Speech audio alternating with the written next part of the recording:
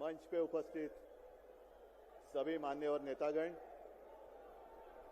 और मेरे सामने लाखों की संख्या में उपस्थित मेरे देशभक्त देशप्रेमी भाई और बहनों, हम सबको पता है कोई चुनावी रैली नहीं है। अपनी दो बहनें हिम्मत से लड़ रही है। अगर बहन हिम्मत से लड़ रही है तो भाई कैसे पीछे रहेगा। और इसलिए हम सब दोनों अपनी जो बहनें हैं, कल्पना जी हैं, सुनीता जी हैं, आप चिंता मत करो। सिर्फ हमें नहीं, पूरा अपना देश हिंदुस्तान आपके साथ में है।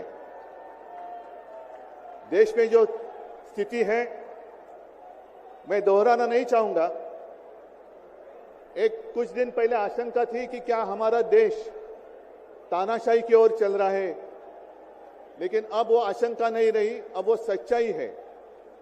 अगर बीजेपी सरकार को ऐसे लग रहा होगा कि अरविंद जी को अरेस्ट किया, हेमंत जी को अरेस्ट किया तो लोग डर जाएंगे, लेकिन उनको आज तक पता नहीं, उन्होंने अपने देशवासियों को कभी पहचाना नहीं। मेरे भारत का हर कोई डरने वाला नहीं, लड़ने वाला है। और अगर हिम्मत है तो बाकी आपकी सारी एजेंसीज हैं, ईडी, सीबीआई, इनकम टैक्स, जैसे हम इंडिया गठबंधन बनाकर सबके सामने आए हैं।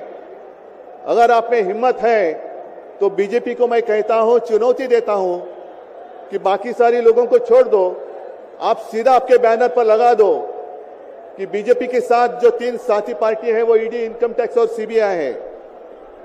लेकिन अब समय आया है, कितने दिन तक हम उनकी आलोचना करते रहेंगे। अब तो उनका सपना ऐसा है कि 400 पार। मैं पूरे देश को आह्वान करना चाहता हूं कि एक व्यक्ति और एक पार्टी की सरकार देश के लिए खतरनाक हो गई है और अब वो समय आया है कि एक पार्टी और एक व्यक्ति की सरकार नहीं चलेगी। पूरे देश को मैं आह्वान करता हूं कि हम सबको अब चाहिए, मजबूत देश चाहिए और मिलीजुली सरकार हमें लानी ही होगी। देश में जितने सारे प्रांत हैं, जितने सारे राज्य हैं, उनका सम्मान करने वाली सर्वतोमुखी सरकार अगर हम लाते हैं तो ही देश बच सकता है, नहीं तो फिर आपका सवाल है, आपका भविष्य आप किसके हाथ में देना चाहते हो।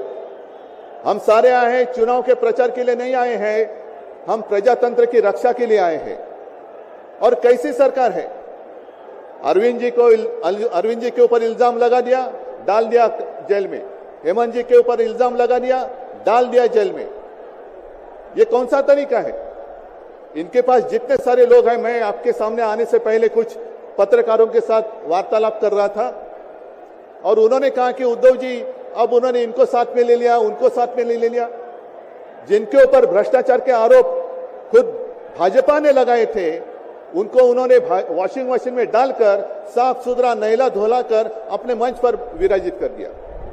तो आप क्या विश्वास रख सकते हैं। जितने देश में भ्रष्ट लोग हैं, उन सारे लोगों को इकट्ठा लेकर बीजेपी देश को विकास के राह पर लेके जा सकता है। भ्रष्ट लोग देश का विकास कर सकते हैं। तो ये सारी उनकी जो बातें हैं, आज जो अपनी रैली है, किसी ने कहा कि बीजेपी ने इस रैली को ठगों का मेला कहा है। क्या आप सारे लोग ठग हैं। मेरे देश के वासी, मेरे देश प्रेमी लोग क्या ठग हैं। ये तो भ्रष्ट लोग हैं, भ्रष्टाचारी लोग हैं जो भाजपा में है, जुमलेबाज लोग हैं। और मैं ये भी जानता हूं, मुझे याद है कि कुछ दिन पहले उत्तर भारत के सारे किसान दिल्ली आना चाहते थे, नहीं आने दिया। उनके जो रास्ते थे उसमें खिले डाल दिए, उनके ऊपर टीयर गैस छोड़ा, लाठीचार्ज किया। तो मैं पूरे देश के किसानों को आह्वान करता हूं, आप अन्नदाता हो, अन्नदाता देवो भव हमारी संस्कृति है। जो सरकार किसानों को आतंकवादी मानती है और जो सरकार किसानों को दिल्ली आने से रोकती है, तो पूरे अब समय है कि पूरे देश के किसानों को आतंकवादी समझने वाली भाजपा सरकार को दिल्ली आने से रोकना होगा। जैसे आपकी राह, उन्होंने आपके रास्ते दिल्ली आने से रोकी थी, वैसे अब किसानों ने बीजेपी को दिल्ली आने से रोकना ही होगा। और एक नारा जो मैंने मुंबई में दिया था, वो जो कहते हैं कि आपकी बार 400 पार। मैं आपको आह्वान करता हूं कि जहां से आप आए हुए हैं आप जाओ, अपने घर पे जाओ, जहां भी जाएंगे गांव में जाओ, लेकिन एक नारा आपको देना होगा तानाशाही के खिलाफ। अब की बार भाजपा तड़ी पार, अब की बार भाजपा तड़ी पार। और ऐसे तानाशाही करने वाली सरकार अब हम दिल्ली आने नहीं देंगे। यही शपथ लेकर आगे हमें जाना होगा। और फिर से एक बार सुनीता जी, कल्पना जी, आप चिंता मत करो, पूरा देश आपके साथ है। आप लड़ाई जीतेगी और हम सब लड़ाई जीतेंगे, प्रजातंत्र जीतेगा। जय हिंद, जय महाराष्ट्र। बहुत बहुत धन्यवाद।